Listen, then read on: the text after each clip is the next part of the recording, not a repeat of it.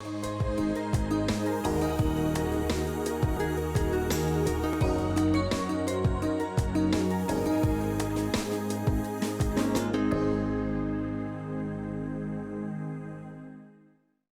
semana la negociación presupuestaria ha dado un paso más con esa reunión entre Gobierno y oposición. Entre tanto, aquí en el Parlamento, los grupos, sin todavía conocer la letra pequeña, siguen echando las cartas sobre la mesa.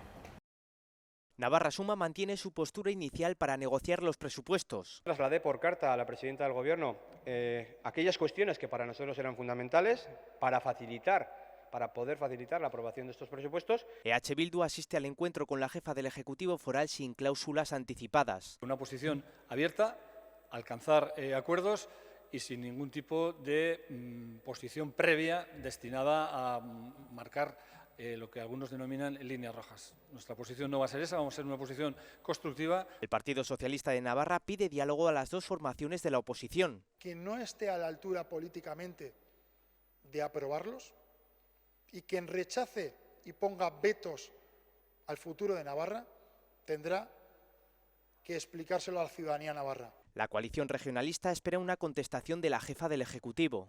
Y veremos hoy qué respuesta nos da.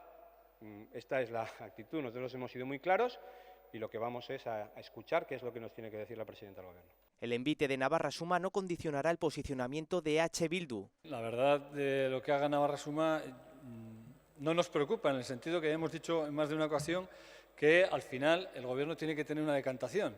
Los socialistas navarros defienden el papel de la presidenta dentro del Ejecutivo Foral a la hora de mirar a las dos bancadas del Parlamento. Un gobierno en minoría debe buscar apoyos para sacar los presupuestos que necesita la ciudadanía navarra. Tiene la mano tendida para negociar, para dialogar, para acordar.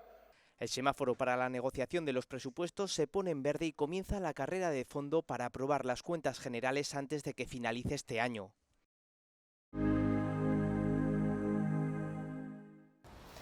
Miquel Buil, portavoz parlamentario de Podemos Aldugu, gracias por acompañarnos esta semana.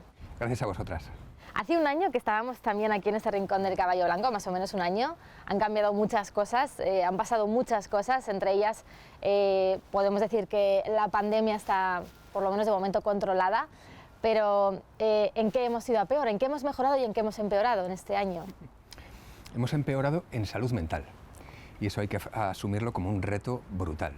Nuestro sistema no está preparado para una afección tan grande sobre la salud mental, especialmente en los jóvenes, y esto hay que resolverlo de forma urgente. Me preguntabas en qué hemos empeorado. Hemos empeorado en precarización. Está costando mucho recuperar los puestos de trabajo y el 40% de los nuevos puestos son de menos de 7 días. Y creo que hemos empeorado un poco, y esto lo tenemos que recuperar, en el mantenimiento de nuestros lazos personales. Yo creo que ahora estamos saliendo todos de la caverna de alguna manera y nos enfrentamos a realidades en las que se han cortado bastante las relaciones y hay que retomarlas, y a veces cuesta, ¿no? Habla de esa precariedad que hay ahora mismo en el mercado laboral, especialmente para algunos sectores en concreto, pero cuando dice el Gobierno de Navarra que de esta crisis se va a salir sin dejar a nadie atrás, ¿cómo se va a hacer todo esto? ¿Cómo se va a recuperar todo esto? El Gobierno de Navarra tiene que ser mucho más valiente para cumplir esa promesa. A día de hoy tenemos acuerdos en el acuerdo programático que no se están cumpliendo y que deberían de estar en el centro para poder conseguir ese objetivo. Te puedo hablar de una reforma fiscal, no ya que se centre en si recaudamos más o menos a los ricos, sino que reparta mejor el dinero en los trabajadores y trabajadoras en pobreza. Llevamos diciéndolo 3 años y esto creo que se explica muy bien con un ejemplo. Lo que estamos diciendo es que una trabajadora del hogar que tiene 2 o 3 hijos y que cobra 700 euros por trabajar 20, 30 horas, está en pobreza y trabajando.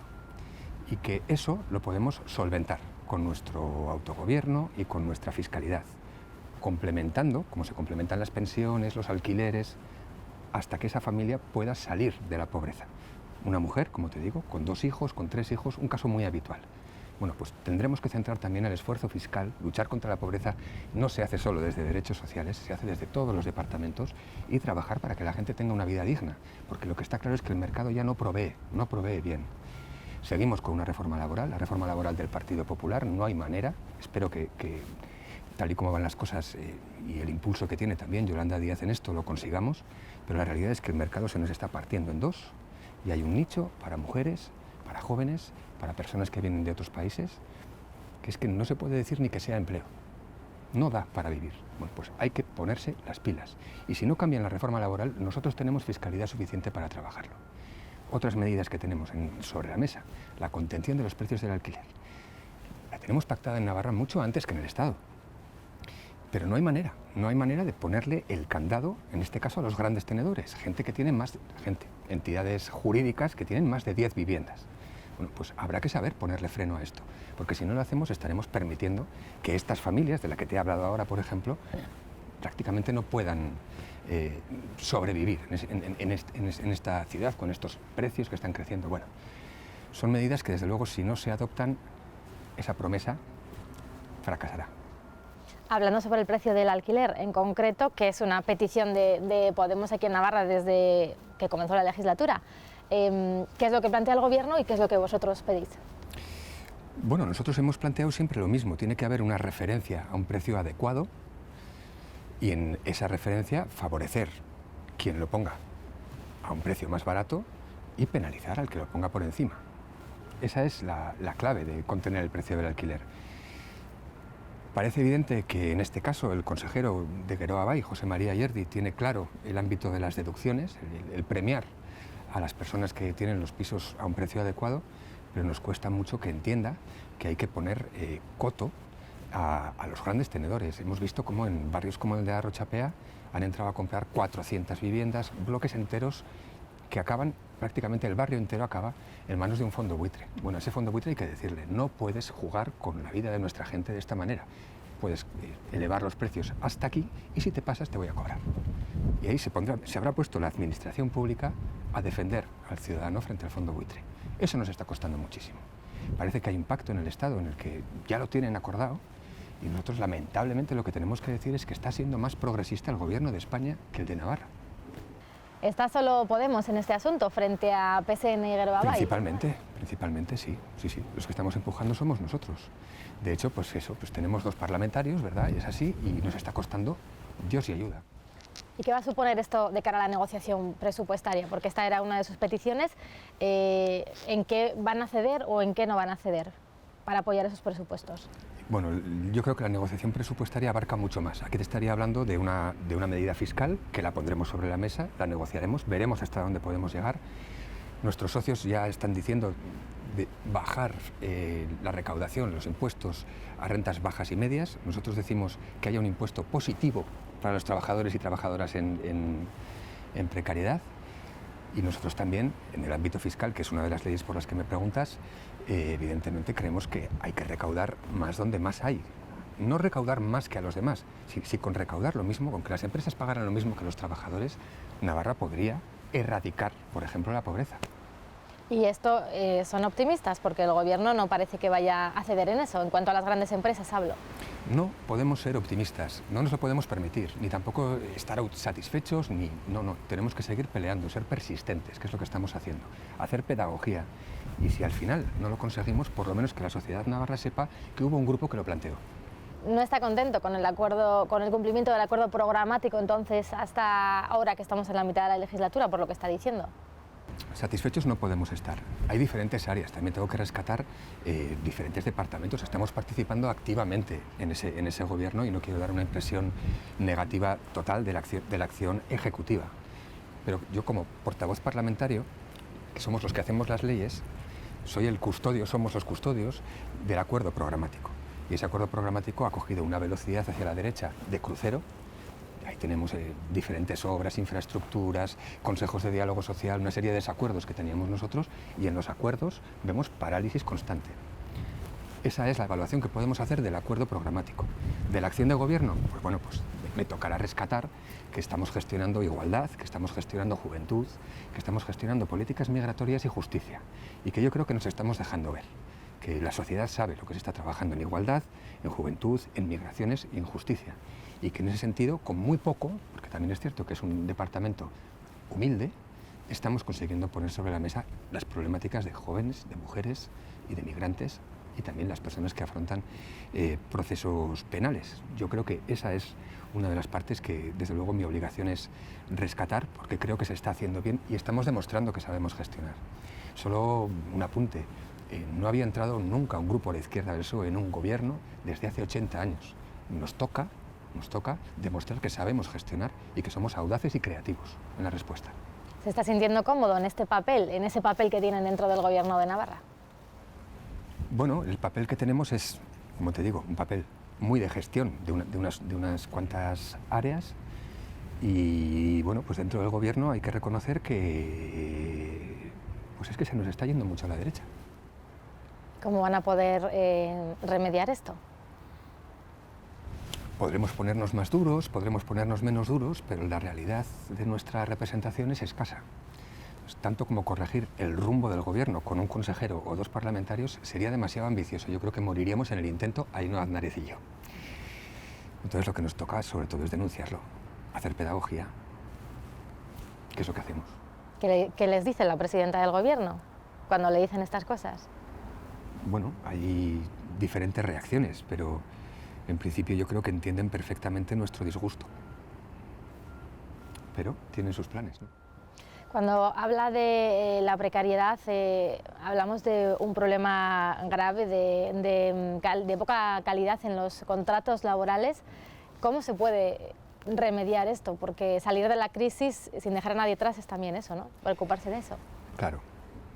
Yo creo que acumulamos, Navarra y España en su conjunto, diferentes crisis, ¿no? Una fue la crisis del 2008, que acabó con unas reformas laborales que han generado un empleo que no se le puede llamar empleo, y eso se acumula sobre las demás crisis que vamos padeciendo. Quiero decir, ahora tenemos que afrontar como oportunidades diferentes crisis: el cambio climático, la crisis demográfica, la digitalización de la economía.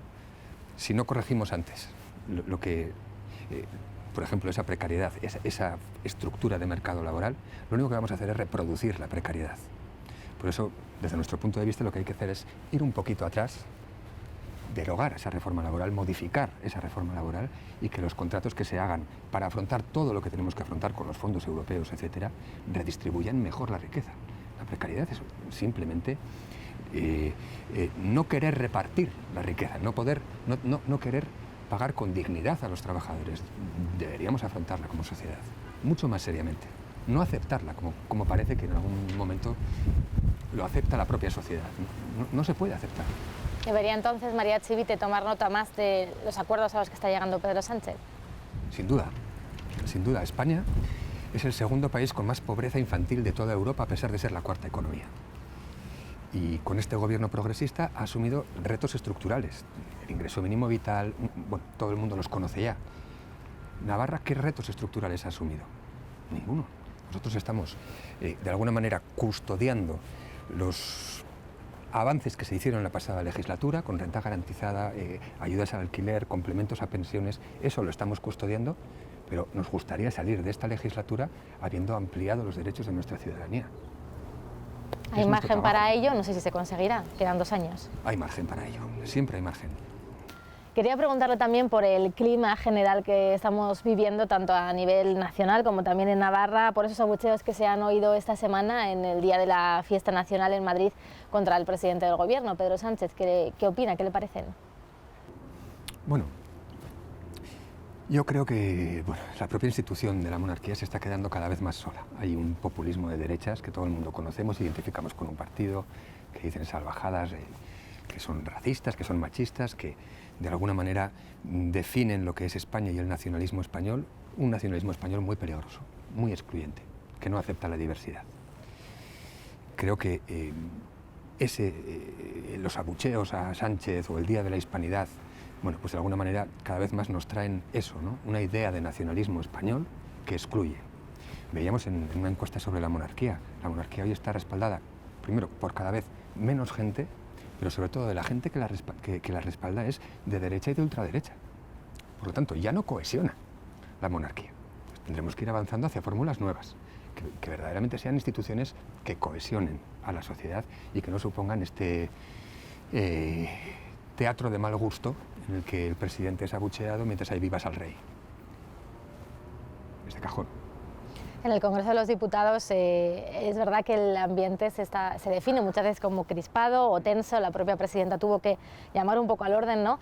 Aquí en Navarra no tiene representación Vox, no sé si eso se nota o no se nota, si igualmente el ambiente también consideran ustedes que está un poco por encima de lo que debería ser.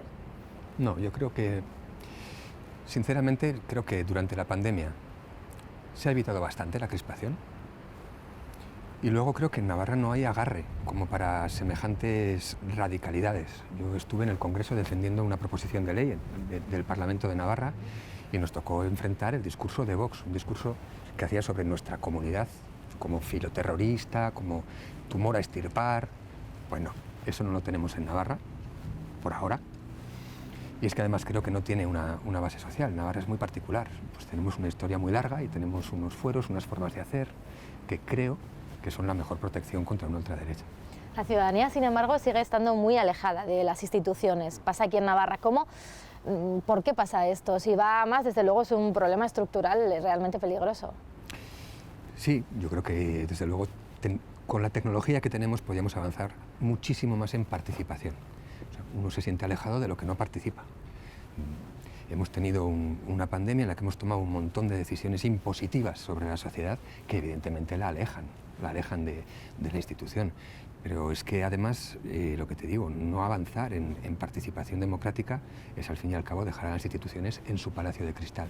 Por ahí tendremos que ir. En una sociedad del siglo XXI que está bien formada, bien educada y con un acceso a la cultura y tiene opinión. La próxima pregunta no se la voy a hacer yo, se la va a hacer la anterior entrevistada a Carcho Ruiz. Bueno, Miquel, me dicen que te tengo que hacer una pregunta, a ver, algo con un poco de chicha y contenido. ¿Crees que después de 40 años de la LORAFNA en vigor es momento de actualizar nuestro estatus jurídico y político, que la ciudadanía navarra lo refrende y que Navarra sea lo que todos decimos, que en teoría debería ser un sujeto político de decisión? La LORAFNA. La LORAFNA, Navarra junto a Ceuta y Melilla son las únicas comunidades de España que no han votado sus estatutos. Esto es así. ¿Creemos que se deberían de votar? Sí. ¿Creemos que se deberían actualizar? Sí. Y a pesar de las discrepancias que tenemos con Euskal Herria Bildu, nosotros no somos independentistas, sí que creemos que una revisión moderna de nuestro estatuto sería muy adecuada. De hecho, ya lo hicimos con el Código Civil navarro, la pasada legislatura, todo lo que es el fuero nuevo, que era del 73, absolutamente machista, por cierto. Hicimos el esfuerzo de recopilarlo y de modernizarlo. Bueno, pues la LORAFNA tendrá que tener un proceso parecido que sea refrendado, sí. Vale, ahí queda dicha la respuesta. Ahora vamos a aligerar un poco, hablando de temas más sencillos, vamos con nuestro test rápido. Dígame quién considera el mejor orador u oradora del Parlamento. No sé quién será el mejor orador, pero hay que rescatar a Marisa de Simón. Marisa de Simón está sola en su grupo parlamentario y tiene que responder a todas las intervenciones que hacen los demás, con lo cual es un auténtico tanque, es para admirar la capacidad que tiene de hablar de todo y poner su discurso en todo. Me gusta que elija a alguien también que no sea solo de su grupo, porque sé que aquí se excusan mucho y está bien que miremos un poquito más allá. ¿Con quién parlamentario o parlamentaria es con el que más discute, con el que más choca? Bueno, evidentemente con los de la derecha y en ese sentido, pues desde Javier Esparza, pero te podría hablar de María Jesús Valdemoros o también de Marta Álvarez. Tenemos muchas diferencias. ¿Y con quién, parlamentario o parlamentaria, que no sea Ainhoa Aznárez en este caso, se iría a tomar unas cañas, unos pinchos, un poco de ocio? Estoy descubriendo una magnífica persona en el portavoz del Partido Popular, aunque parezca mentira, José Suárez. Con José Suárez me iría a tomar algo muy a gusto. Esto puede chocar, ¿no?, a quien lo vea en este caso, porque sí, diga diferentes ideologías contrapuestas, pero no quita que en lo personal se puedan llevar bien. De hecho, bueno, con ideologías contrapuestas se tienen conversaciones muy interesantes. ¿De las que surgen también...? ¿Iniciativas? No. No. No, tanto no. Dígame su lugar favorito de Navarra, alguno que haya descubierto, si no con esta pandemia. El bosque prepirenaico, que lo tenemos ahora un poco en peligro, ¿no? Está retrocediendo con el cambio climático. Bosque prepirenaico, me da igual cuál. ¿Es de redes sociales? ¿Cuál es la que más utiliza, su preferida? Las utilizo todas porque tenemos pocos medios y las utilizamos todas para difundir y hacer pedagogía con nuestras propuestas. A veces esa pedagogía se convierte en otra cosa peor. Sí, suele pasar, pero bueno, son caricias que uno recibe y se las toma bien. Eso significa que le leen. No le da importancia. No, ninguna. ¿El emoticono que más se utiliza en WhatsApp? Te diría que este, pero suelo cambiarlo por este. Un matiz diferente, Sí. importante. ¿Y qué serie está viendo ahora mismo? Joder, acabé hace poco Afterlife, la historia de un viudo y de cómo se va reenganchando a la vida. Muy divertida y muy emotiva. La recomiendo. Una persona que sea su referente a nivel personal o político. Mi padre es un referente para mí. Una imagen que cree que pueda proyectar y que luego quizás no sea real. Igual la debilidad. Yo no soy una persona muy testosterónica ni muy mamporrero, lo cual no quiere decir que no diga las cosas cuando las tengo que decir. Y a veces pienso que pues, ser flaquillo y tener este estilo puede hacer pensar a la gente que soy menos contundente o que tengo menos fuerza. Espero que no sea así, porque la verdad es que soy persistente como una pulga. ¿Eso está mal visto en política, la poca testosterona todavía? Sí, estoy convencido de que bueno, no hay más que ver un poco, ¿no? el elenco parlamentario para darte cuenta de que sí, de que desde luego triunfa la testosterona. ¿Dónde se ve cuando termine esta legislatura? No tengo una respuesta. Estamos trabajando muchísimo en el día a día y hoy lo que nos toca es negociar presupuestos. Estoy en eso. ¿Todavía no piensa si quiere seguir formando parte del Gobierno de Navarra o no? ¿O del Parlamento, para empezar? No. Primero esta legislatura, luego ya veremos la siguiente. Miquel Buil, gracias por habernos acompañado. Muchas gracias a ti. Quizás no hayan oído nunca hablar de la figura de asistente parlamentario. Son quienes se ocupan de lo que no se ve en el día a día en la Cámara Foral, de los que se ocupan de las bambalinas del trabajo de parlamentarios y parlamentarias. Les vamos a mostrar en qué consiste su trabajo a través de la figura de dos de estos asistentes parlamentarios. Hemos estado con la asistente parlamentario de Navarra Suma y de PSN.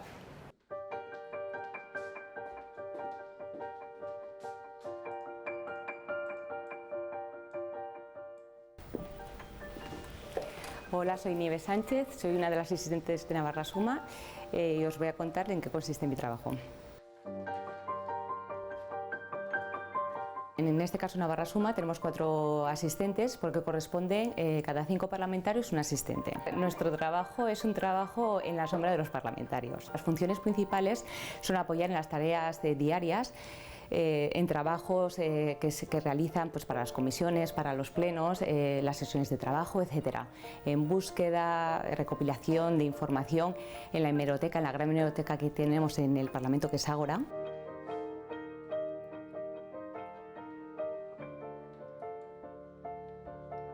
Hola, soy Marian, una de las asistentes del Partido Socialista de Navarra, el PSN-PSOE.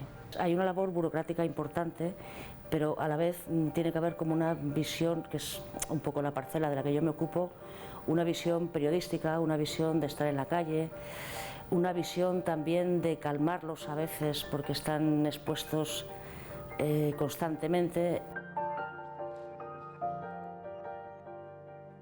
Yo necesitaba un aire nuevo, llevaba 11 años y medio trabajando como auditora y la verdad es que mi trabajo me apasiona, la auditoría me encanta, pero sí que es verdad que cuando me lo ofrecieron pues me llamó la atención venir a la gran institución que es el Parlamento, nunca te lo hubieras imaginado trabajar aquí y lo acepté con gran ilusión. No había tenido ningún contacto anteriormente con la política y claro, este mundo era nuevo y me ha sorprendido.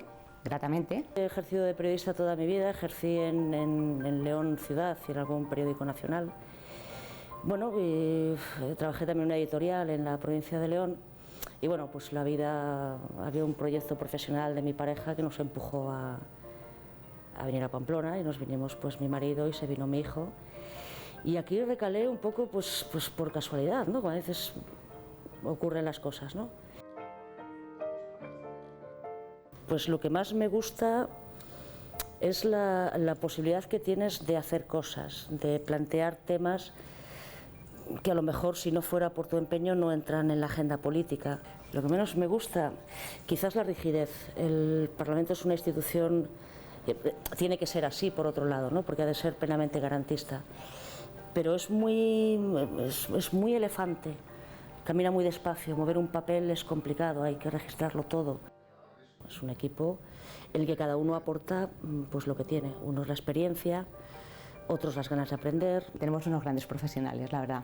Se están dedicando cuerpo y alma y bueno, yo encantada de colaborar con ellos en todo lo que puedo y más me gustaría. Lógicamente, salud y educación están demandando lo que más, pero es obvio, se está viendo. Entonces son los que más demandan. Ahora cuando llegue el tema de los presupuestos, donde va a ser más, el parlamentario que más va a demandar es la de Economía, María Jesús Valdemoro. Hombre, hay oradores, bueno, que les ves, ¿no? que tienen ya mucho callo, y los nuevos a mí me gusta, ves la evolución, ves su primer discurso y ahora 2 años después, ves cómo lo están haciendo y realmente es interesante ver el proceso. Y luego también me sorprende mucho el trato, ¿no? El trato con el resto de grupos políticos, incluso el trato con el resto de asistentes. Bueno, igual a veces se da la sensación de que todos nos llevamos mal, o hay bronca, no, y luego la gente en la distancia corta, pues es una gente muy normal, muy estupenda. Estoy encantada, estoy muy satisfecha. Sinceramente, lo digo de corazón, estoy satisfecha porque me han aceptado sin conocerme casi, ¿vale? Porque entré aquí no conocía a casi nadie y han depositado una confianza increíble en mí que estoy súper agradecida y bueno, me están haciendo el camino muy fácil y bueno, yo estoy aportando todo lo que puedo. Sí, de momento sí, y muy a gusto además, sí. De momento, bueno, la legislatura quedan 2 años y luego pues nunca sabes, ¿no?, qué te va a deparar la vida. Es una decisión obviamente que no depende de mí, pero sí, hasta donde se llegue, ¿no?